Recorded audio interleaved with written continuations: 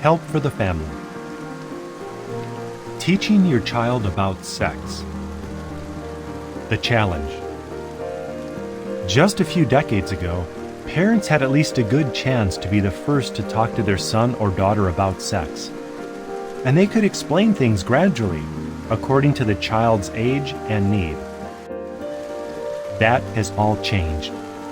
Children are being exposed to sexual messages at increasingly early ages. And the sexual content of children's media is on the rise, says the book, The Lolita Effect. Does this new reality help children or hurt them? What you should know. Explicit content is everywhere. In her book, Talk to Me First, Deborah Rothman writes that conversations, advertisements, movies, books, song lyrics, TV shows, texts, games, billboards, and phone and computer screens are so laced with sexual imagery, language, and innuendo that many teens, preteens, and even young children must conclude, at least unconsciously, that sex must be the absolute most important thing. Marketing is partly to blame. Advertisers and retailers peddle sexy clothing for children, training them from an early age to put undue emphasis on appearance. Marketers know about young children's vulnerabilities, and they exploit them, says the book, So Sexy, So Soon. All these sexual images and products are not intended to sell children on sex, but on shopping. Information is not enough. Just as there is a difference between knowing how a car works and being a responsible driver, there is a difference between having knowledge about sex and using that knowledge to make wise decisions. The bottom line? Today, more than ever, you need to help your children train their powers of discernment so that they can distinguish both right and wrong. Hebrews 5:14. What you can do. Get involved. No matter how awkward it may be, talking to your children about sex is your responsibility. Accept it. Bible principle. Train a boy or child, youth, footnote, in the way he should go. Even when he grows old, he will not depart from it. Proverbs 22:6. Have small discussions. Instead of having one big talk, take advantage of casual moments to communicate, perhaps while the two of you are traveling in your car or doing a chore. To help your child open up, ask viewpoint questions.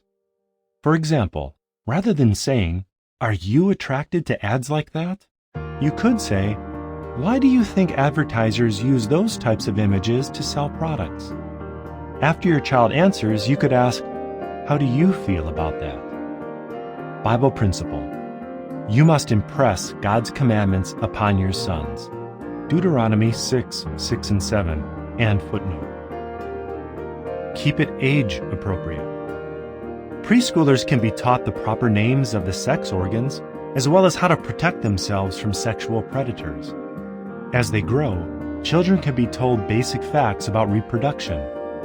By puberty, they should have come to understand more fully the physical and moral aspects of sex. Impart values. Start teaching your child at an early age about honesty, integrity, and respect. Then, when sex is discussed, you have a foundation to build on. Also, state your values clearly. For example, if you view sex before marriage as improper, say so, and explain why it is wrong and harmful. Teens who say they know that their parents disapprove of teens having intercourse are less likely to actually have sex, says the book Beyond the Big Talk. Set the example. Live by the values you teach.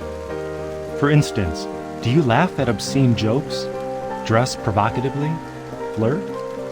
Such actions may undermine the moral values you are trying to teach your children. Bible principle. Do you, however, the one teaching someone else, not teach yourself? Romans 2:21. Keep it positive. Sex is a gift from God, and in the right circumstance, in marriage, it can be a source of great pleasure. Let your child know that in time he or she may be able to enjoy that gift, without the heartache and worries that come from premarital sex. A parent's role. Despite common perceptions, children, including teenagers, are more influenced by their parents than by peers. Children always look first to the immediate adults in their lives for guidance and for framing the world in a way they can relate to and understand. They go elsewhere only when they know or sense that we are not willing to be present or available. What decades of research demonstrate should be no great surprise. Families who sustain this kind of connectedness around issues such as sexuality raise healthier children who make better decisions, take greater responsibility for their actions, and perhaps most important, postpone potentially risky behaviors. Talk to me first. End of article.